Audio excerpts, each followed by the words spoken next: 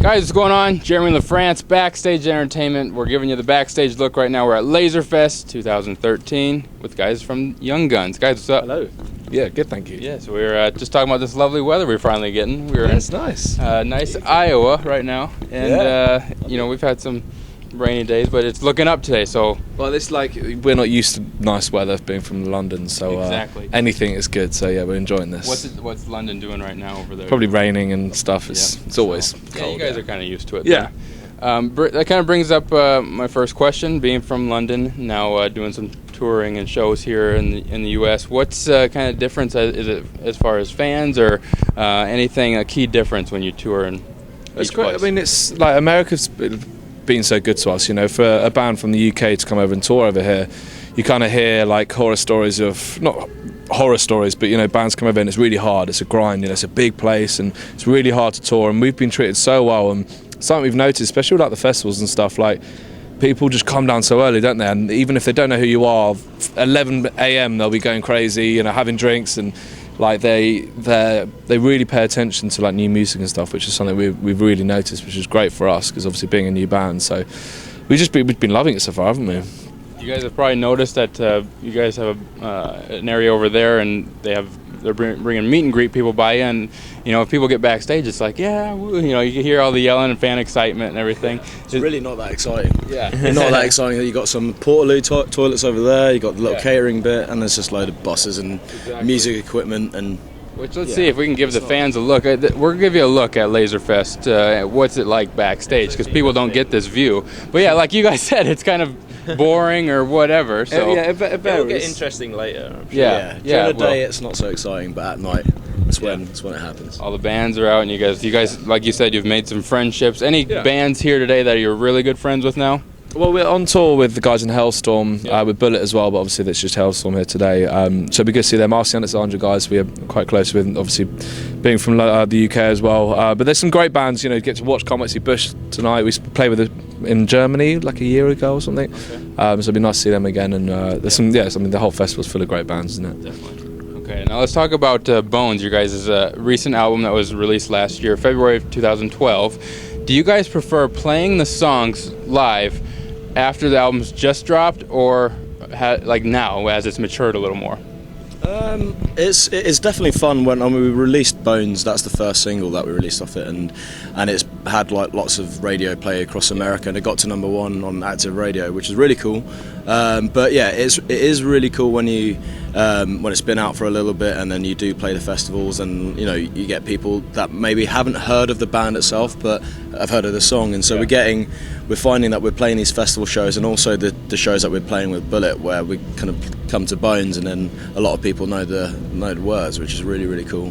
But I don't know what you guys think, but yeah, I think it's cool just playing the songs that when it's sort of matured a little bit, people know it. Yeah, that's definitely It's also exciting when you've got a song and you haven't played it before, and for us we get to play a new song as well, something we haven't been playing for 2 years solid is exciting as well. But as Si said, like seeing everyone singing back to some of your songs is, I mean, you'll never get bored of that. Yeah. Talking about the single Bones, you guys actually got it onto Wrestlemania 29. Fans that fans that have watched our interviews know that I'm a big WWE fan.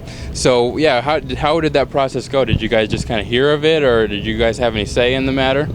It was something I think our managers were in talks with them for a little while, and they wanted to do something with us, and we were kind of, you don't want to get excited. You think, oh, it's not going to happen, whatever. And then one day suddenly they were like, yeah, it's going to be the theme tune for WrestleMania, which is incredible for us. Being fans, we grew up loving wrestling, and just know that we're part of it. Especially when people like Undertaker, who we loved 20 years ago when we first got into it, is still wrestling. It's that's such a big buzz, and it's really helped as well with the single. So it's something we never would have dreamed of having, which is crazy.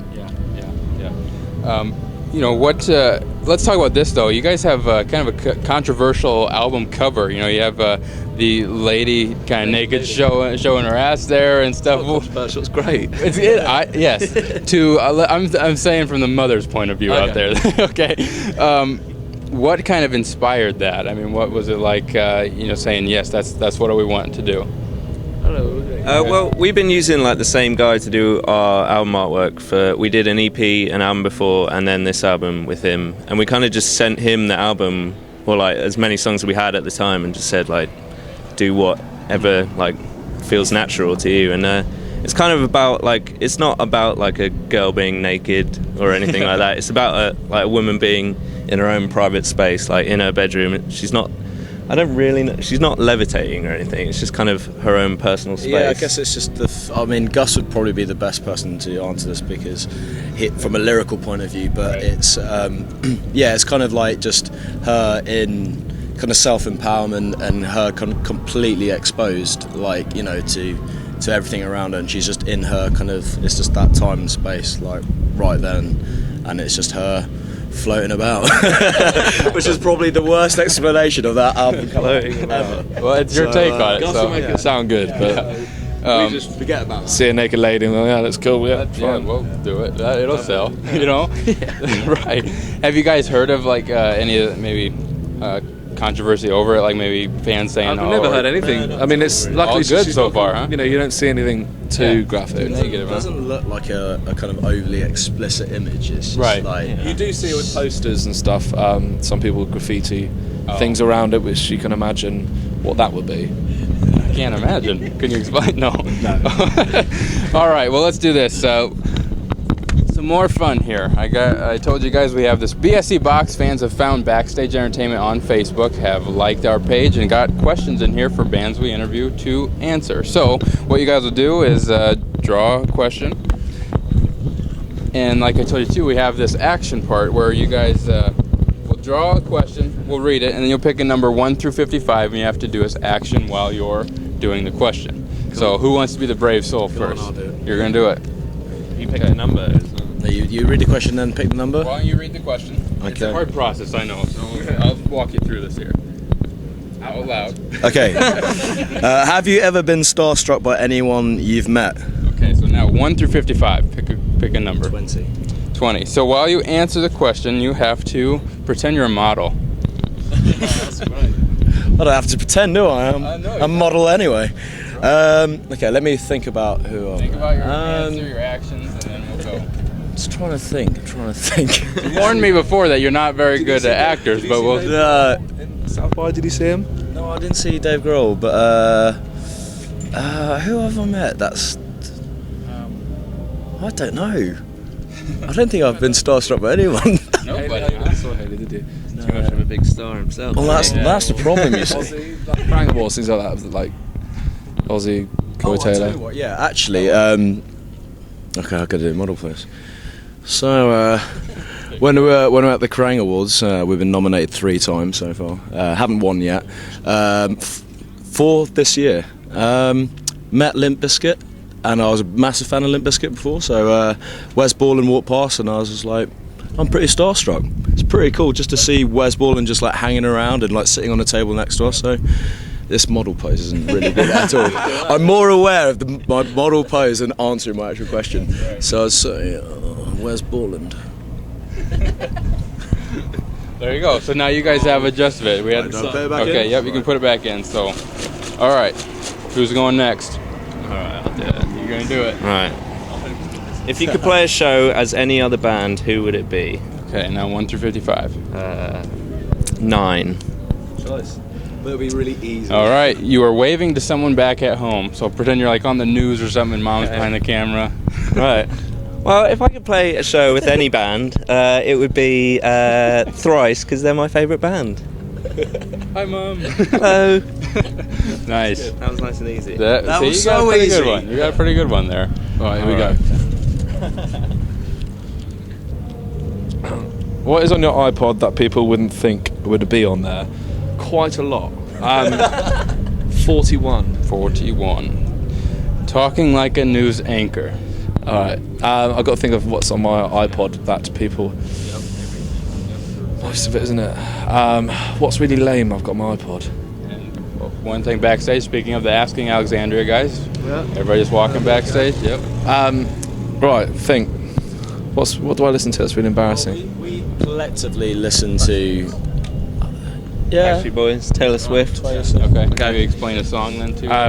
Well, the one on my iPod that's actually the embarrassing one, is actually a band called the Backstreet Boys. They're fantastic, and I'd just like to say I'm not embarrassed about that whatsoever, because they're great. Now over to you. Thank you. All right, we're checking with weather. Natural idiot. All right, so, guys, you got to experience it. Anybody want to double dip, or have you had enough? Be honest. I have a dip. They've had enough.